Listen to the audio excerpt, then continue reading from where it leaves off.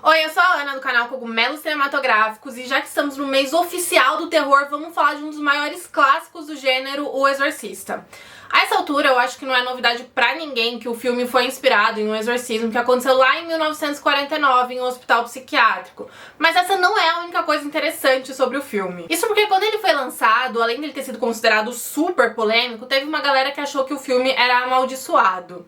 Então já curte esse vídeo, se inscreve no canal e vamos lá dissecar essa maldição e essa polêmica. Mas vamos do começo, que é justamente essa maldição, né? A ideia do filme ter sido amaldiçoado pelo diabo surgiu por causa de vários pequenos acidentes levemente bizarros que aconteceram durante a produção. O mais icônico deles foi um incêndio que queimou a casa inteira ali, menos o quarto da Regan, que ficou intacto. Existe uma explicação relativamente lógica pra isso. Um passarinho voou direto na caixa de energia. E apesar de eu achar meio estranho o quarto da menina possuída ter sido o único a ficar intacto, é importante lembrar que esse quarto ficava na parte de cima da casa e a caixa de energia na parte de baixo. Não eram coisas próximas, sabe? Esse pequeno acidente possivelmente levou a outros, porque ele fez com que a gravação fosse muito longa. Eles ficaram quase 9 meses gravando, isso é muito tempo. Então é de se esperar que nesse longo período algumas coisas aconteçam, inclusive algumas mortes. Entre membros da equipe e parentes próximos, 9 pessoas morreram e tiveram alguns acidentes, tipo um cara que perdeu o dedão. E apesar disso ser meio pesado, também não é nada bizarro, porque tinham motivos pra isso acontecer. Então, tipo assim, o filho de um dos atores apareceu gravemente ferido, mas ele estava envolvido em um acidente de moto, não foi do nada, sabe? E depois tiveram os machucados das atrizes principais. As duas machucaram as costas durante as gravações.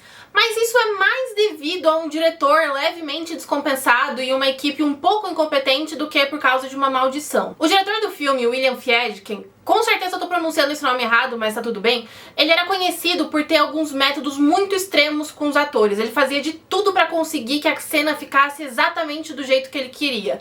Então, tipo assim, o quarto da Regan era muito frio, praticamente uma geladeira gigante, porque ele queria conseguir filmar a respiração dos atores ali. E as atrizes se machucaram em cena, né? A Ellen Burstyn, que interpreta a Chris, mãe da Regan, se machucou na cena em que ela é arremessada pelo quarto. Essa cena especificamente foi gravada mais de uma vez, e ela reclamou pro diretor e pra equipe. Falou que estavam jogando ela forte demais. Daí o que o diretor fez? Ele foi lá e falou pra jogarem ela mais forte ainda. E daí ela foi e machucou feio as costas. Curiosamente, foi justamente a cena onde ela se machuca, né, que foi pro ar. Então os gritos dela ali são bem reais. Uma coisa parecida aconteceu com a Linda Blair, que interpretava a própria Regan. Ela se machucou na cena em que a cama em que ela estava amarrada ficava chacoalhando, batendo, um negócio meio zoado. E o machucado também seguiu ela pelo resto da vida. E eu acho legal lembrar que quando as gravações foram feitas, ela só tinha 13 anos. Inclusive o diretor chegou a comentar que ela foi escolhida entre várias garotas, porque os dois tiveram algumas conversas, né?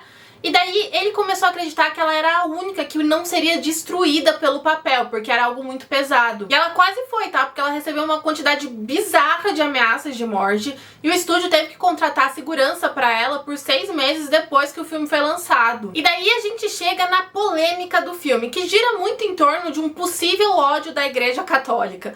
Vamos lembrar que lá pra década de 70, quando o filme foi lançado, a sociedade era um pouco mais religiosa e filmes com a temática diabo não eram tão comuns assim. E daí veio um rolê mágico chamado marketing. O estúdio queria que pelo menos parecesse que a Igreja Católica estava revoltadíssima com o filme.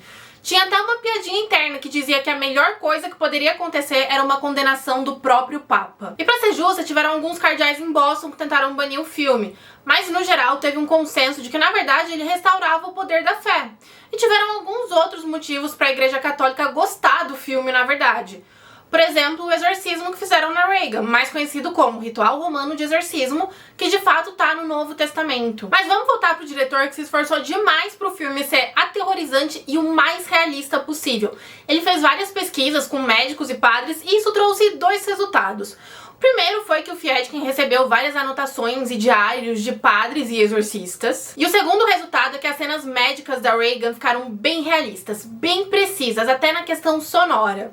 E pra botar a cerejinha em cima do bolo, ele escondeu a imagem de um demônio ali no filme, uma mensagem subliminar, entre muitas aspas, tá? E tudo isso junto teve um efeito bem interessante, porque assim, teve gente que vomitou enquanto assistiu o filme, que desmaiou, teve a galera que saiu correndo do cinema de medo. Isso eu nem julgo porque eu já fiz também.